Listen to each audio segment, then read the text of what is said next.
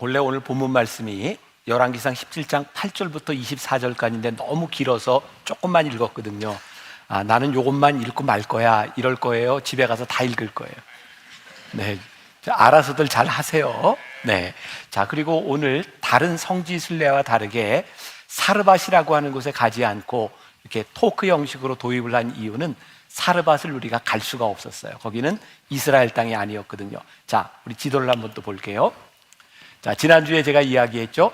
이스라엘을 이야기할 때 성경에는 대개 단에서부터 부엘세바까지, 저기가 사람이 살 수 있는 지역, 성서의 세계, 성경에서 일어난 대부분의 일은 단에서부터 부엘세바까지 해서 일어났던 일이다. 그리고 지난주에 그릿 시내가에서 숨겨진 시간을 살았던 엘리야에 대한 이야기를 했죠. 저 그릿 시내는 예루살렘 조금 위 요단강 동쪽에 있었어요. 자, 이제 그릿 시내가에서 엘리야가 하나님의 인도하심을 따라 저기 사르밧으로 가게 되는데, 저 사르밧은 시돈과 두로 사이에 있는 그 지역, 시돈 지방에 있는 땅입니다. 저 두로와 시돈 지역은 세계사에서 페니키아라고 불리는 지역이고요, 성경에는 베니게라고 불리는 지역입니다. 저기는 굉장히 무역이 성행했던 그런 지역이지만 이스라엘 땅이 아닙니다. 저희가 성주순례에서 가지 못했기 때문에 성지에 가지 못하고 제가 이렇게 토크 형식으로 열어갔습니다. 자, 오늘 말씀으로 들어갑니다. 인도하시는 은혜를 경험하다. 그리고 오늘 말씀 가운데 여러분들이 영상에서 나왔던 세 가지의 질문을 기억하면서 답을 좀 얻어가도 좋을 것 같아요. 자, 오늘 말씀은 하나의 이야기 가운데 두 개의 기적이 나와 있습니다. 하나는 우리가 잘 아는 엘리야가 사르밧 과부를 만나서 그 여인이 엘리야에게 음식을 만들어주고 밀가루와 기름이 마르지 아니하는 기적을 경험하게 된 거죠. 그런데 그 이후에 17절에 보면 이 일 후에라고 되어 있는데, 여러분들이 성경을 볼 때는 이런 부분에 밑줄을 거놓으면 굉장히 이해하는 데 도움이 됩니다. 뭔가 앞의 사건과 연관이 되어 있구나. 이 일이라고 하는 것은 뭐예요? 그 떡이 마르지 않은 그 일 이후에 어떤 일이 일어났냐면 그 사르밧 과부의 아들이 죽습니다. 그리고 엘리야가 기도함으로 인할 그 아들을 살리게 되죠. 중요한 이야기는 엘리야가 이 아들을 살리는 일을 통하여 우리들에게 무엇을 말씀하고 있는지, 이 기적의 이유는 무엇인지를 우리들이 아는 것이죠. 자, 오늘 본문 말씀 8절과 9절에서 이렇게 만남이 시작됩니다. 8절, 9절 같이 봅니다. 시작. 여호와의 말씀이 엘리야에게 임하여 이르시되 너는 일어나 시돈에 속한 사르밧으로 가서 거기 머물라. 내가 그곳 과부에게 명령하여 내게 음식을 주게 하였느니라. 자, 지난 시간의 말씀과 연관이 되어서 지난 시간에는 하나님께서 엘리야에게 그릿 시내가에서 숨어 있는 동안 공급하시는 은혜를 주셨다 그랬어요. 여기까지 기억나시죠? 그리고 이제 오늘은 하나님께서 엘리야를 인도하시는 은혜를 경험하게 된다는 거예요. 그런데 아주 중요한 포인트가 있어요. 여호와의 말씀이 임했다라고 되어 있는데 영어 성경에 보니까 그게 그렇게 표현되어 있어요. Come to him. 그에게 여호와께서 오셨다는 말이 될 수도 있고 하나님의 말씀이 임했다라는 것이죠. 엘리야가 인도하심을 받았던 중요한 이유 가운데 하나는 엘리야가 자의적으로 움직인 것이 아니라 하나님의 말씀이 그에게 임했을 때 움직였다는 거예요. 그럼 우리들에게 이제 이런 질문이 생기는 거예요. 하나님께서 우리들에게 임하는지 안 임하는지를 어떻게 알 수 있습니까? 이 부분은 이제 조금 이따가 이야기를 할 거예요. 자, 당시에 제사장들, 당시의 선지자들은 하나님의 말씀이 임해야 움직였다고요. 언젠가 목사님들하고 함께 이야기를 나누면서 우리들끼리 그냥 우스갯소리로 그런 적이 있어요. 야, 그 옛날 구약시대의 선지자와 오늘날 목회자 중에 누가 더 힘들까? 누가 더 힘들까요? 목회자가 더 힘들어요. 왜냐하면 옛날 선지자들은 말씀이 임하면 얘기하고 안 임하면 말을 안 해도 돼요. 근데 저는 임하든 안 임하든 매주 설교를 해야 돼요. 얼마나 제가 힘들고 불쌍해요? 그죠? 막 감동이 되고 막 전하고 싶은 뜨거운 게 있을 때는 설교하는 게 신나는데 준비도 잘 안 되고, 이건 왠지 이 상황도 좀 그렇고 얼마나 힘들까요? 그런데 요즘 우리들의 신앙의 문제가 그런 것 같아요. 하나님의 말씀이 우리들에게 임했느냐 임하지 않았느냐에 관계없이 우리는 우리들의 마음대로 살아가면서 그게 하나님의 뜻이라고 우긴다는 거죠. 그리고 하나님의 뜻이라고 우기고 보면 일단 그걸 좀 증명하려고 무지하게 애쓰죠. 그러다 보니까 때로 우리들의 신앙이 거짓되기도 하고 때로 우리들의 신앙에 위선적인 모습이 나타나기도 하는 거예요. 가끔 정치인들 가운데 저에게 이제 전화를 내서, 제가 목회자니까 교인들 중엔 조언을 구하는 사람들도 있어요. 그래서 목사님, 제가 요번에 지금 지역을 좀 옮기려고 하는데 이게 분명히 하나님의 뜻인 것 같아요. 그리고 조금 있다가 또 옮겨요. 그럼 제가 참 헷갈려요. 그게 하나님의 뜻이었나, 이게 하나님의 뜻이었나.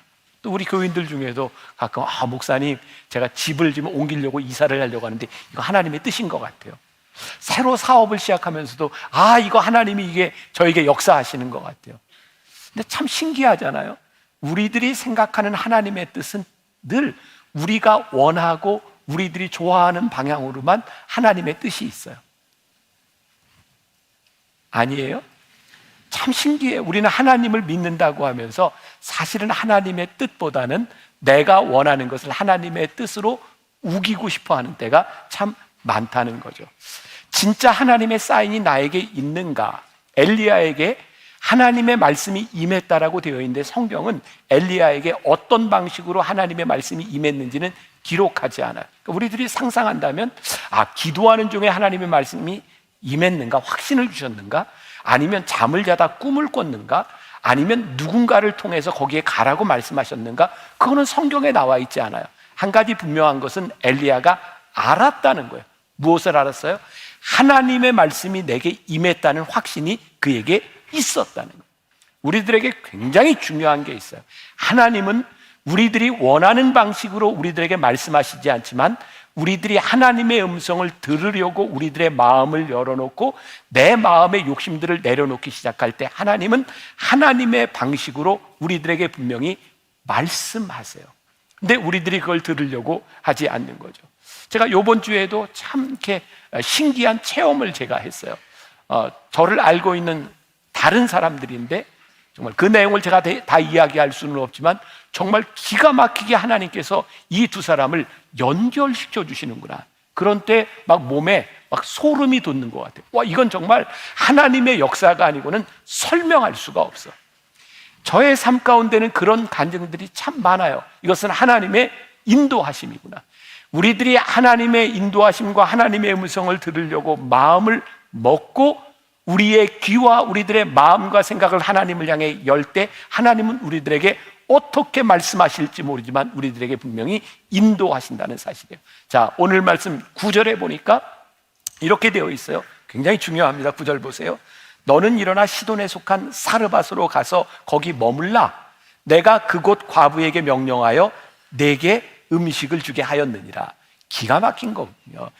하나님께서 엘리야에게 그 일을 알게 하시면서 뭐라고 말씀하시는지 아세요? 엘리야야, 가. 내가 그 여인에게도 네가 올 것을 이야기해 놨어 라고 말씀하고 있는 거예요.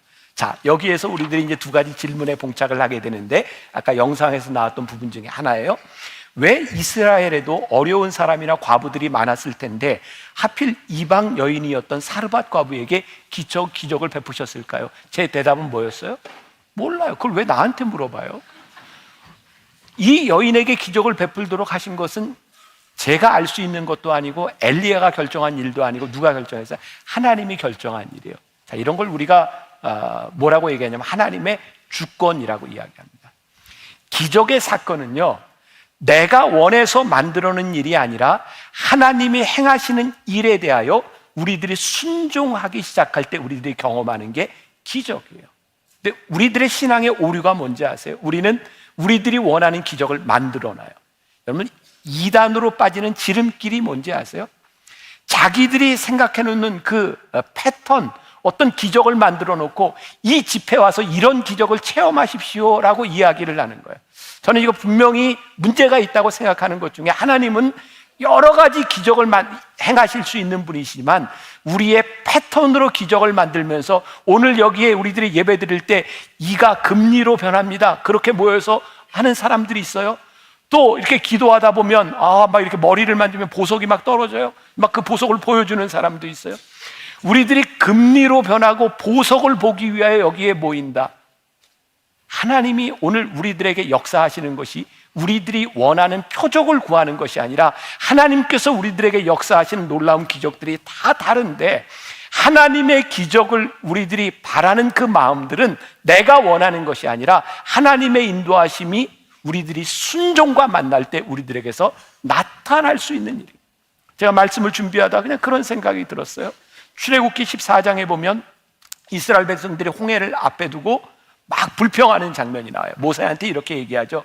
애굽에 장지가 없어서, 사람을 묻을 곳이 없어서 우리로 하여금 여기 와서 죽게 하느냐? 그게 뭐예요? 다 죽게 됐다는 거예요. 근데 하나님께서 모세에게 이렇게 말씀을 하시더라고요. 출애굽기 14장 16절에 보니까 지팡이를 들고 손을 바다 위로 내밀어 그것을 갈라지게 하라. 생각해 봅시다. 우리는 결과를 알아요. 와, 물이 이렇게 갈라졌구나. 모세는 어떤 일이 일어날지 몰라요. 근데 하나님께서 뭐라고 말씀하세요? 지팡이를 들고 손을 내밀어 이 바다를 갈라지게 하라. 어떻게 갈라졌는가?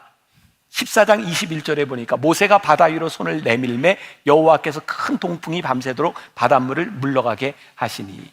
우리가 흔히 영화에서 보는 것처럼 모세가 손을 들었을 때 바다가 이렇게 쫙 갈라지고 사람들이 건너는 거, 이거 영화예요. 성경에 보니까 뭐라고 되어 있냐면 모세가 손을 내밀었을 때 하나님께서 밤새도록 동풍을 불게 하셔서, 이건 아라비아 사막에서부터 부는 열풍입니다. 그 바다를 마르게 하셨고 거기를 건너가게 하셨다는 거예요. 그러니까 성경적으로 본다면 이 바다가, 홍해가 이렇게 갈라진 것이 아니라 하나님께서 쫙 밀어내신 거예요. 이 장면을 모세가 상상할 수 있었을까요? 저는 모세도 우리도 이건 경험해보지 못했기 때문에 상상할 수 없는 일이라고 생각해요. 하나님의 말씀에 순종하여 손을 내밀었을 때에 기적을 행하시는 것은 하나님의 방법으로 일어나는 일이에요.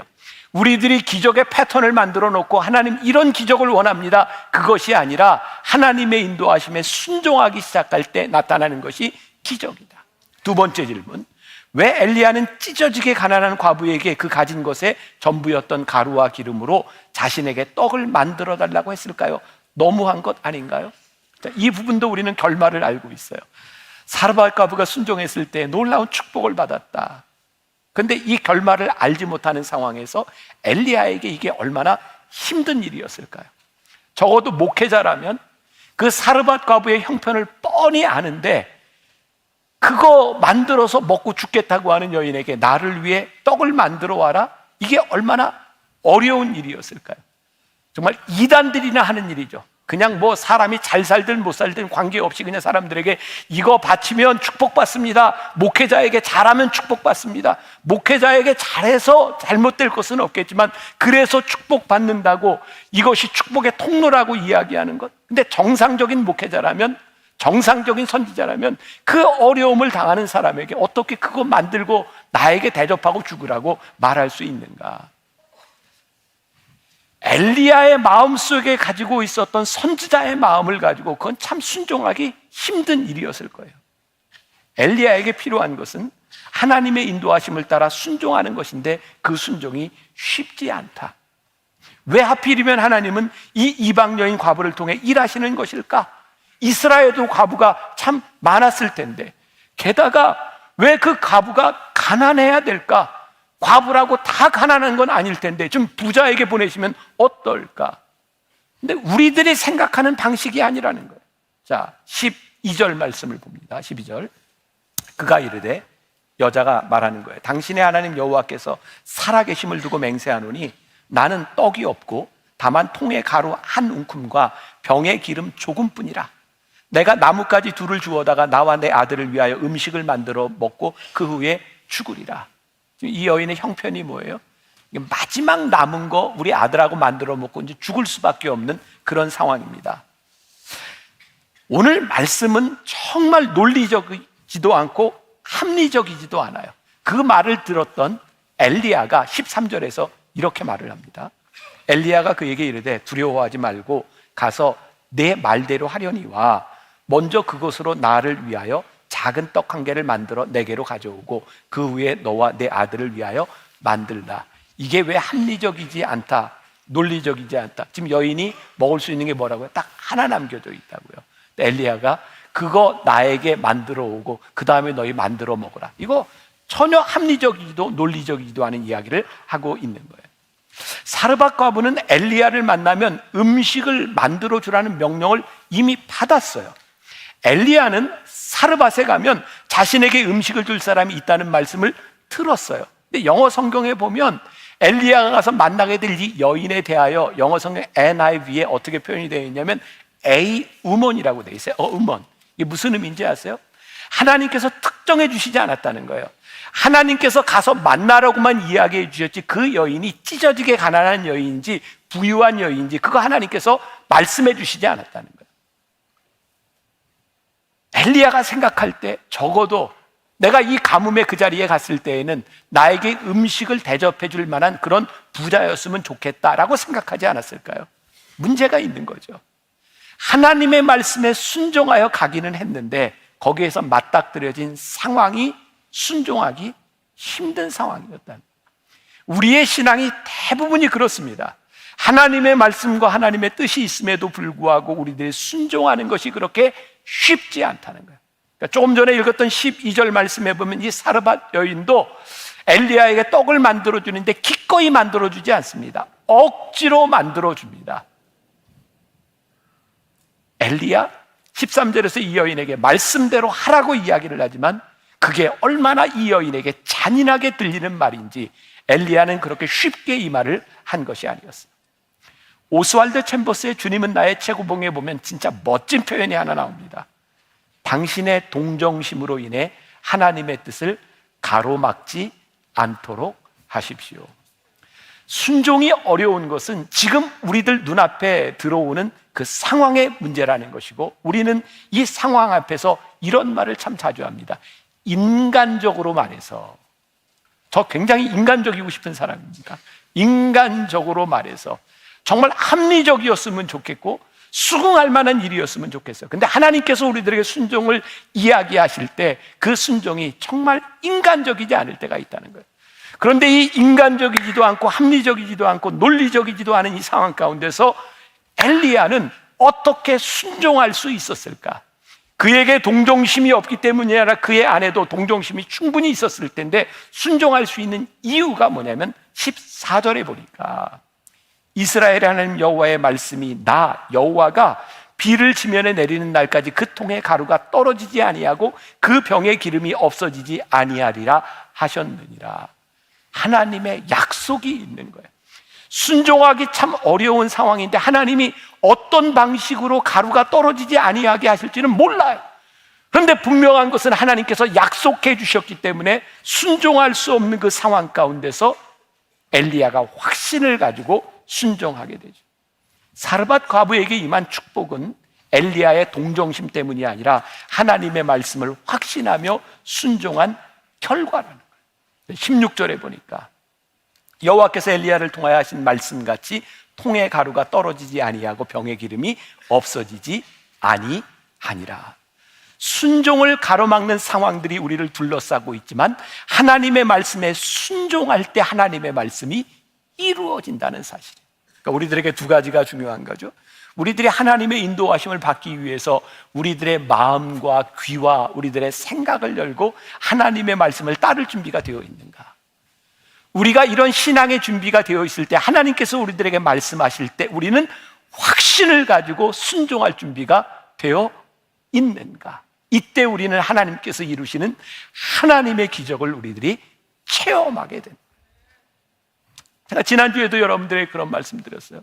우리들에게 가장 불행한 것은 하나님을 믿으면서 우리의 믿음을 증명할 체험이 우리들에게 없는 것이다. 내가 하나님을 믿고 하나님 내가 이 자리에 있는 것은 하나님이 나에게 역사하셨기 때문이다라는 그 체험이 우리들에게 있는가? 오늘 이 엘리야는 오늘 우리들에게 일어날 이 체험에 대하여 이 기적에 대하여 우리들에게 말씀하고 있어요. 자, 이제 세 번째 질문으로 들어가 봅니다. 세 번째 질문이 뭐였어요? 왜 하나님께서는 사르밧 과부에게 은혜를 베푸신 후에 그 아들을 죽도록 내버려 두신 걸까요? 제 대답은 뭐였어요? 몰라요. 왜 그러셨을까요? 근데 우리가 이유를 찾아야 될 필요가 있는 거예요. 여기서도 우리는 참 흥미로운 것을 발견하게 되는데, 자 보세요. 이 사르밧 여인이 이 기적을 경험하고 밀가루 통이 그리고 기름이 마르지 아니하는 기적을 경험했을 때 엘리야에게 따지지 않습니다. 왜 나 축복해 주시는 거예요? 따지지 않았어요. 가만히 보니까 우리들이 그래요. 하나님이 우리들에게 축복해 주신다고 따지는 사람 별로 없어요. 너무나 당연하게 해요. 혹시 여러분들 막 하나님이 축복해 주면 막 따지세요? 왜 그러세요? 하나님 왜 그러세요? 우리들이 되게 하나님께 언제 따지나요? 우리들의 인생에 고통이 올 때 따져요. 하나님 왜 그러세요? 우리들은 축복이 올 때 우리들은 묻지 않지만 우리들이 고통이 올 때 하나님 왜 그러시냐고 우리들에게 묻죠. 우리들의 삶에는요, 축복도 오고 고통도 옵니다. 이건 우리들 모두에게 주시는 보편적인 원리. 여러분들 인생을 살아가면 예수를 얼마나 잘 믿든지 안 믿든지 은혜도 받고 고통도 옵니다. 왠지 아세요? 하나님이 우리를 그렇게 만드셨으니까. 자, 우리는 또 알고 있어요. 엘리야를 통해서 이 아들을 살리신 것을 알고 있어요. 혹시 여러분들 중에 엘리야가 이 사르밧 과부의 아들을 살려서 그 아들이 지금까지 살아있다는 소식을 들은 분 한번 손 들어줘 보세요. 그 아들이 죽었을까요? 안 죽었을까요? 죽었어요. 기적을 통해 살려주셔도 그 아들은 죽어요. 왠지 아세요? 그게 우리 인간인 거예요. 여러분, 법정 스님이 산은 산이고 물은 물이다 이런 말을 했던가요? 맞아요? 틀려요? 맞아요? 틀려요? 맞아요? 몰라요? 그럼 그냥 믿으세요. 그 법정 스님이 그런 얘기를 했어요. 근데 제가 거기에 버금갈 만한 유명한 말을 하나 했는데 그거 알고 계세요? 모르세요? 제가 이런 말을 했어요. 하나님은 하나님이고 사람은 사람이다. 이런 얘기를 했어요. 이거 여러분 굉장히 놀라운 진리예요. 하나님은 하나님이시고요. 우리 인간은 인간일 뿐입니다. 하나님이 우리를 연약하게 만드셔서 우리의 인생의 고통도 질병도 우리들이 경험하고 살아가도록 우리를 그렇게 만드셨어요. 그러니 지금 이 여인에게 아들이 죽은 이 일은 이상한 일이 아니에요. 누구나에게 올 수 있는 일이에요. 여러분들 가운데도 자식을 먼저 떠나보낸 부모들이 있어요. 이상한 일이 아니에요. 누구나에게 올 수 있는 일이 나에게 왔을 뿐이에요. 자, 그런데 17절에 보니까 오늘 두 번째 기적이 17절부터 24절까지 나오고 있는데 17절 이 일 후에 이 일이 뭐라고요? 기름이 마르지 아니하는 떡이 마르지 않은 기적을 경험한 이후에 그리고 24절이 이렇게 시작을 하거든요. 이제야 죽은 아들을 살린 이 일을 통하여 이제야 이 여인이 깨닫게 된 일이 있다. 자, 17절 이 일 후에 집주인 되는 여인의 아들이 병들어 증세가 심히 위중하다가 숨이 끊어진지라. 문제는 18절에 있어요. 18절 같이 한 목소리로 읽어봅니다.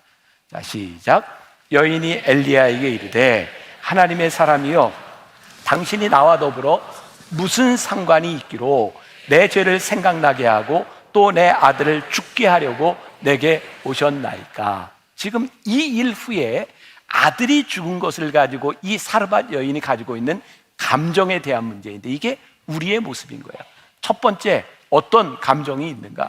이런 생각을 한 거죠. 아니, 그냥 우리로 하여금 그냥 이렇게 어렵게 살다가 굶어 죽도록 내버려뒀으면 우리들이 이런 슬픔을 당하지 않았을 텐데 왜 우리를 이렇게 잘 먹고 잘 살게 해놓고 이 어려움을 당하게 하는 겁니까?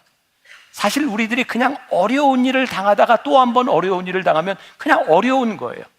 근데 행복한 시간을 지나다가 어려움을 당하면 절망이 찾아와요. 지금 이 여인은 지금까지 하나님이 자기를 행복하게 해주었던 일에 대하여 불만이 생기는 거예요. 내가 이거 몰랐더라면 그냥 그렇게 살다 갔을 텐데. 그래서 뭐라고 얘기하냐면 당신이 나와 더불어 무슨 상관이 있어서 엘리야에게 이야기를 하고 있는데 이게 영어 성경에 보니까 What do you have against me? 라고 되어 있어요. 이게 무슨 말입니까? 당신 나에게 무슨 불만이 있어서 나에게 무슨 억한 심정이 있어서 나에게 일을 행하는 겁니까? 중요한 포인트예요. 지금 아들 죽은 게 누구 탓이라는 거예요? 엘리야 때문에, 하나님 때문에 죽었다는 거예요. 아니에요. 지금 이것은 엘리야를 원망할 일도 하나님을 원망할 일도 아니에요. 지금 여러분들의 삶의 고통의 시간들과 어려움들이 여러분들에게 찾아왔을 때 그것은 누구를 블레임하거나 하나님께 대하여 불만을 이야기할 성질이 아니라는 거예요. 저뿐만 아니라 많은 사람들이 고통을 경험하면 감사를 잃어버리죠. 지금까지 나에게 함께 하셨던 하나님의 은혜를 잃어버리는 거예요. 지금 여인에게 똑같은 일이 나타난 거예요. 기름병이 마르지 아니하는 그 감사는 다 사라져 버린 거예요. 우리가 주의해야 될 것 중에 하나가 뭐냐면, 우리들의 삶의 고통과 불행이 옴으로 인하여 지금까지 우리와 함께 하셨던 하나님의 은혜를 잊지 말라는 거예요. 그 은혜를 잃어버리는 순간 우리는 불평과 불만 가운데 살아가게 되죠. 두 번째, 이 여인의 문제는 무엇인가? 18절 말씀해 보니까 이 여인이 이렇게 이야기를 하죠. 여인이 엘리야에게 이르되 하나님의 사람이여 당신이 나와 더불어 무슨 상관이 있기로 내 죄를 생각나게 하십니까? 그게 무슨 얘기예요? 이 여인이 어디까지 갔냐면, 내 아들 죽은 게 내 죄 때문인가 봐. 죄책감을 가지게 됩니다. 제가 오늘 여러분들에게 이 성경을 근거로 분명히 말씀드립니다. 우리들의 인생의 고통이 내 죄로, 내 잘못으로 인하여 받을 수 있어요. 그거 부인하지 않습니다. 그리고 여러분들 가운데 지금 어려움을 당하는 사람들이 여러분들이 잘못한 일로 인하여 당하는 고통일 수 있어요. 그런데 모든 고통이 그렇지 않다는 거예요. 이 아들이 죽은 것은 엘리야 때문도 하나님 때문도 그리고 이 어머니 때문도 아니라는 거예요. 그런데 우리는 고통과 어려움이 찾아왔을 때 어떻게 생각해요? 내가 뭘 잘못했지? 아니라는 거예요. 제가 이 말씀을 묵상하다가 떠오른 게, 여러분 아마 이제 하나님의 숨결에서 나오게 될 텐데요, 룻기 1장에 대한 말씀이었어요.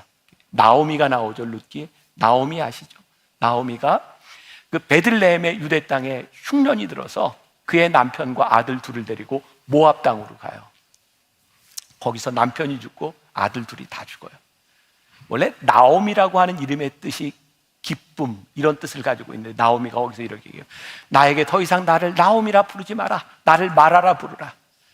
비통과 슬픔이라고 나를 부르라. 나오미가요, 그 순간 나 때문에 남편이 죽고 나 때문에 자식이 죽었다고 생각해요. 이게 얼마나 힘든 일인지 몰라요. 근데 하나님께서요, 나오미에게 아니야, 너 그거 아니야. 하나님이 나오미를 회복시켜 주시고 베들레헴에서 새로운 은혜를 주세요. 여러분, 우리들이 당하는 고통이 나의 문제가 아닐 수 있는 거예요. 내 죄책감에 대한 문제가 아니라 지금 당하는 이 고통 가운데서 하나님이 우리들에게 무엇을 말씀하시는지. 중요한 것은요, 이 여인이 이 아들의 죽음의 사건 때문에 엘리야의 기적을 통하여 24절이 이렇게 말씀하라고 그러네. 이제야 당신이 말하는 것이 무엇인지, 당신이 어떤 하나님의 사람인지, 하나님이 어떤 분이신지를 내가 알게 되었다는 거예요. 그런 찬양이 있죠. 왜 나만 겪는 고난이냐고 불평하지 마세요. 왜 나만 겪는 고난이라고요? 아니라고요. 여러분들만 겪는 고난이 아니라 연약한 우리 인간들이 이 땅 위에 살아가면서 얼마든지 당할 수 있는 고난이라고요. 근데 그 고난을 통하여 하나님께서 뭐라고요? 이제야 하나님이 어떤 분이신지를 깨닫게 하시겠다는 거예요. 하나님을 믿는 우리들에게 고통이 유익이라고 말할 수 있는 것은 하나님께서 그 고통을 통하여, 제가 참 좋아하는 표현인데, 우리의 고통을 속량시키셔서 우리의 고통을 없게 하시는 분이 아니라 이 고통을 통하여 우리에게 깨닫게 하시는 것이 있기 때문에 우리 하나님이 좋은 하나님이시다. 제가 이 이야기도 아마 이제 며칠 후에 하나님의 숨결 묵상에서 나오게 될 텐데, 지난주에 제가 어떤 장로님, 권사님을 만나게 됐어요. 그분이 너무 어려운 시간을 지나가요. 아마 우리 부모들에게 자식 문제보다 힘든 건 없을 거예요. 그 권사님이 자녀가 있는데, 하나는 말기 암으로 투병을 하고 있고, 또 하나는 지금 너무너무 어려운 상황 가운데 있어요. 그 장로님이 저에게 이런 얘기를 하더래요. 목사님, 우리 권사가요, 아들들이 이렇게 어려움 당하지 않았으면 이렇게 믿음으로 서지 못했을 거예요. 지금 하나님 붙들고 살아요. 하나님 붙들고 살아요. 이 어려움이 아니었더라면, 이 시련이 아니었더라면 붙들지 못했을 하나님을 붙들고 살아요. 욥기에 보면 욥을 동방의 의인이라고 불렀거든요. 근데 욥에게 상상할 수 없는 고난이 찾아왔어요. 동방의 의인인데 그의 죄 때문이 아니라 하나님이 모든 것들을 쓸어 가셔서 정말 말로 형언할 수 없는 그런 고통을 당하죠. 욥이 이렇게 고백하잖아요. 내가 이전에는 하나님을 귀로 들었는데 이제는 내가 내 눈으로 하나님을 보게 되었습니다. 선명하게 하나님을 깨달아 보게 되었다는 거예요. 오늘 이 엘리야의 기적은 우리의 마음대로 일어나는 게 아니에요. 하나님께 순종할 때 우리들에게 일어나는 기적이요, 기적 이후에 하나님의 은혜를 경험한 우리들에게 얼마든지 찾아올 수 있는 우리의 인생의 고통과 어려움 가운데서 하나님은 우리의 고통과 어려움을 속량시키실 수 있는 분이신 거예요. 오늘 여러분들에게 하나님은 어떤 하나님으로 여러분들에게 다가오시는가? 우리는 어떤 하나님을 우리들이 고백할 수 있는가? 오늘 이 사렙과 과부처럼 이제야 내가 당신이 하는 말이 하나님의 말씀인 줄 알았습니다. 내가 이제야 하나님이 어떤 분이신지를 알았습니다. 이런 고백이 여러분들 가운데 있기를 주님의 이름으로 간절히 축복합니다. 우리 감사해 함께 찬양하면서 오늘 말씀 가운데 여러분들의 마음에 주시는 음성이 있다면, 오늘 여러분들에게 기도하게 하신다면 이 말씀을 붙들고 이 찬양하며 같이 기도하면 좋겠습니다.